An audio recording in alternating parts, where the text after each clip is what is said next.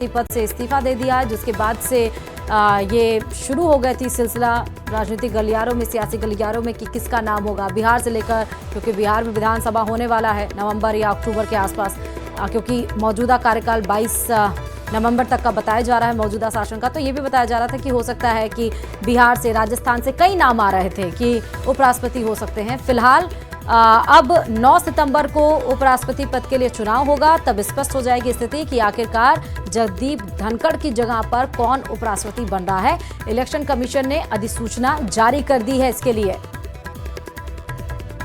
तो 9 सितंबर को उपराष्ट्रपति का अब चुनाव होगा, इसके लिए इलेक्शन कमीशन ने, चुनाव आयोग ने ये अधिसूचना जारी कर दी है।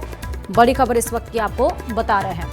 अचानक से आपने देखा जब मॉनसून सत्र शुरू हुआ और उसके बाद से उपराष्ट्रपति ने पूर्व उपराष्ट्रपति ने अपने पद से इस्तीफा दिया, जिसके बाद से जो विपक्ष है वो तमाम सवाल उठाने लगे कि आखिर ऐसा क्या हुआ कि जिसको लेकर पूर्व उपराष्ट्रपति जगदीप धनखड़ को इस्तीफा देना पड़ा। तमाम तरह के आपने देखे कि प्रश्न उठाए गए, तमाम तरह के आरोप लगाए गए मौजूदा सरकार के ऊपर। अलग अलग बातें सियासी गलियारों में चलती रही, लेकिन अब इलेक्शन कमीशन ने उपराष्ट्रपति के चुनाव को लेकर अधिसूचना जारी कर दी है। 9 सितंबर वो डेट भी फाइनल हो गई है, यानी कि 9 सितंबर को अब से 8 दिन के बाद उपराष्ट्रपति के लिए चुनाव होगा पद के लिए, और कौन होगा अगला उपराष्ट्रपति वो आपको कुछ दिन के बाद पता चल जाएगा।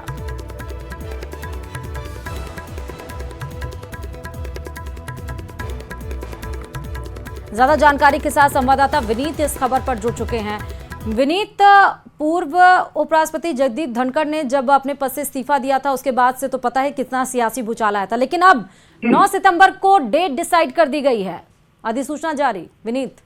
जी, निश्चित तौर पर मैं आपको बताना चाहूंगा कि जिस तरह से अगर हम बात करें कि उपराष्ट्रपति जगदीप धनखड़ ने जब अपने पद से इस्तीफा दिया था, उसके बाद से ही जो पद है वो खाली हो गया था। हाँ। लेकिन जिस तरह से गृह मंत्रालय ने जिस तरह से नोटिफिकेशन जारी किया था और केंद्रीय जो चुनाव आयोग है उसे सूचित किया गया था, हाँ। उसके बाद से ही चुनाव आयोग की ओर से औपचारिक जानकारी दी गई थी कि वो पूरी जो प्रोसेस है वो उसने शुरू कर दिया, जिसमें वोटरों की बात जो हो, क्योंकि उसमें जो सांसद होते हैं वही वोट करते हैं, तो इसकी जो कवायद थी, जो वोटर लिस्ट बनाने की कवायद थी या फिर अन्य जो प्रक्रिया थी, वह चुनाव आयोग ने पूरी कर ली थी, शुरू कर दी थी, और अब वह प्रक्रिया जो है वो पूरी हो गई है। और उसके बाद चुनाव आयोग की ओर से यह सूचित किया गया है कि 9 सितंबर को जो है वो उपराष्ट्रपति पद का जो है वो चुनाव होगा।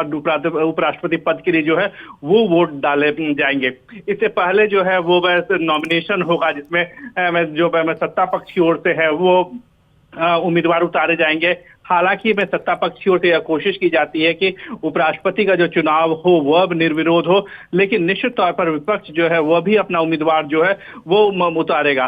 तो उसके पहले में जो नॉमिनेशन की प्रक्रिया होती है, सत्ताधारी पक्ष जो है वो अपने में उम्मीदवार को उतारेंगे। हो सकता है कि विपक्ष जो है वो भी अपने उम्मीदवार को उतारे, और अगर 2 या 2 से अधिक उम्मीदवार होते हैं तो वोटिंग जो है वो वोटिंग की प्रक्रिया होती है, और वोटिंग जो है वो 9 सितंबर को होगी। जी, इसके लिए निर्वाचन मंडल की सूची भी तैयार कर ली गई है। हाँ जी, निश्चित तौर पर जैसा कि हमने पहले भी आपने दर्शकों को जानकारी दी थी कि जो सांसद होते हैं वो इसके निर्वाचन मंडल के सदस्य होते हैं। जो वोटर लिस्ट होती है वो चुनाव आयोग ने तैयारी में कर ली थी। जब ही में चुनाव आयोग को गृह मंत्रालय की ओर से औपचारिक सूचना दी गई थी कि उपराष्ट्रपति पद का जो चुनाव है वो होना है, उसके बाद से ही चुनाव आयोग जो है वो एक्टिव हो गया था।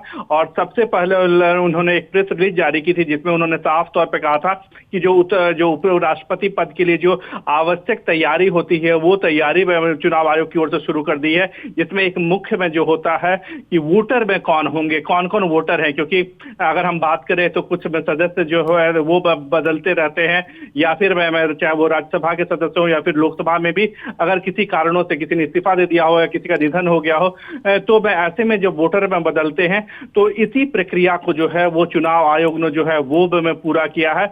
और अब इस बात की घोषणा जो है वो कर दी गई है, जिसके तहत जो है अगर जरूरत पड़ा, क्योंकि मैं